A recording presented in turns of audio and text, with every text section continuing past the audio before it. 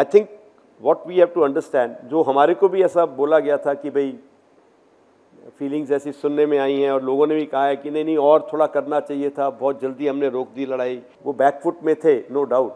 But हमारे objective क्या थे?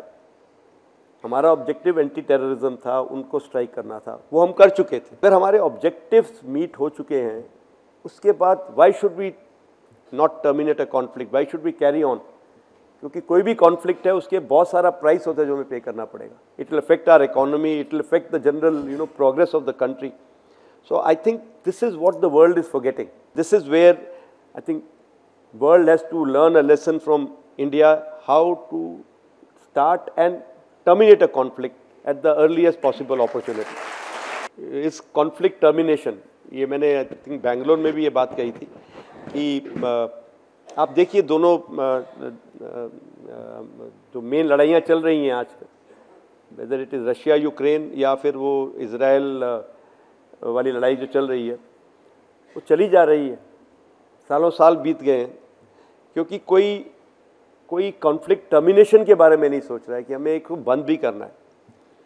आई think what we have to understand, जो हमारे को भी ऐसा बोला गया था कि भाई फीलिंग्स ऐसी सुनने में आई हैं और लोगों ने भी कहा है कि नहीं नहीं और थोड़ा करना चाहिए था, बहुत जल्दी हमने रोक दी लड़ाई।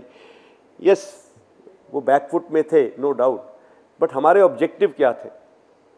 हमारा ऑब्जेक्टिव एंटी टेररिज्म था, उनको स्ट्राइक करना था, वो हम कर चुके थे। तो अगर हमारे ऑब्जेक्टिव्स मीट हो चुके हैं, उसके बाद why should we not terminate a conflict, why should we carry on? क्योंकि कोई भी कॉन्फ्लिक्ट है उसके बहुत सारा प्राइस होता है जो हमें पे करना पड़ेगा। It will affect our preparedness for the next one, it will affect our economy, it will affect the general progress of the country. So I think this is what the world is forgetting.